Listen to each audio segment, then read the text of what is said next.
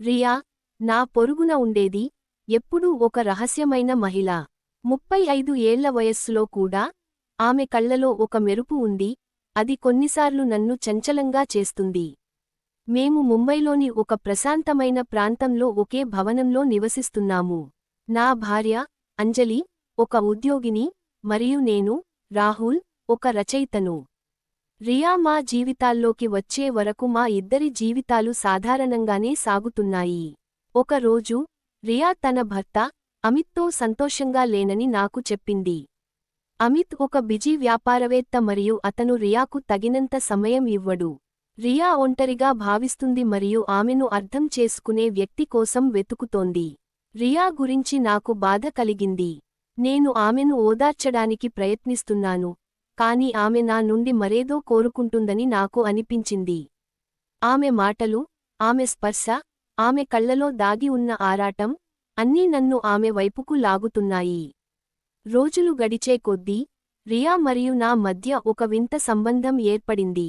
మేము తరచుగా బాల్కనీలో కలుసుకునేవాళ్లం మరియు మేము గంటల తరబడి మాట్లాడుకునేవాళ్లం. రియా నన్ను ప్రేమిస్తోందని నాకు అనిపించింది, మరియు నేను కూడా ఆమె వైపు ఆకర్షితుడయ్యాను. కాని ఏదో నన్ను ఆపుతోంది, తెలియని భయం, చెప్పలేని ఆందోళన.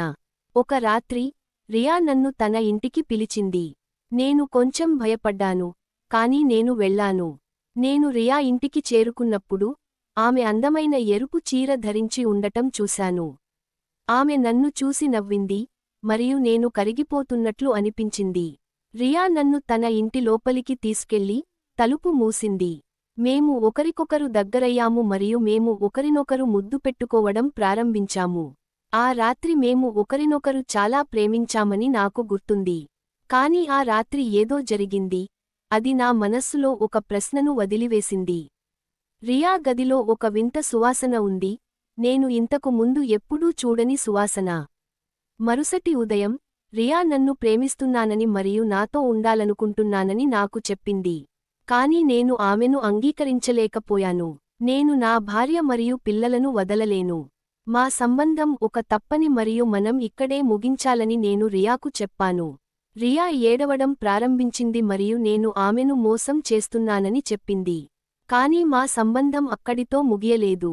రియా నాకు పదేపదే ఫోన్ చేసేది మరియు ఆమె నన్ను కలవమని అడిగేది. నేను ఆమెను తిరస్కరించేవాడిని, కాని నేను ఆమెను ఎక్కువ రోజులు తప్పించుకోలేనని నాకు తెలుసు. ఒక రోజు, రియా అమిత్ నుండి విడాకులు తీసుకోబోతున్నానని నాకు చెప్పింది. ఆమె నాతో ఉండాలనుకుంటున్నానని మరియు నా బిడ్డకు తల్లి కావాలనుకుంటున్నానని చెప్పింది. నేను భయపడ్డాను. నేను ఏమి చేయాలో నాకు అర్థం కాలేదు. ఆ రాత్రి, నేను రియాకు ఫోన్ చేసి, నేను ఆమెను ప్రేమిస్తున్నానని చెప్పాను. నేను ఆమెతో ఉండాలనుకుంటున్నానని చెప్పాను. రియా సంతోషించింది మరియు ఆమె నన్ను కలవడానికి వస్తున్నానని చెప్పింది. కాని రియా నా ఇంటికి వచ్చినప్పుడు, ఆమె ఒంటరిగా రాలేదు. ఆమెతో పాటు అమిత్ కూడా వచ్చాడు. అమిత్ ముఖంలో కోపం ఉంది మరియు అతని కళ్లలో ద్వేషం ఉంది. రియా నాకు అన్ని విషయాలు చెప్పేసిందని అతను నాకు చెప్పాడు. అతను నన్ను చంపేస్తానని చెప్పాడు. నేను భయపడ్డాను. ఏమి చేయాలో నాకు అర్థం కాలేదు. నేను రియాను చూశాను మరియు ఆమె కళ్లలో ఒక వింత చిరునవ్వు ఉంది. రియా నన్ను ఇరికించిందని నాకు అర్థమైంది. ఆమె అమిత్పై ప్రతీకారం తీర్చుకోవాలనుకుంది మరియు ఆమె నన్ను పావుగా ఉపయోగించింది. అమిత్ నాపై దాడి చేశాడు మరియు మా ఇద్దరి మధ్య గొడవ జరిగింది.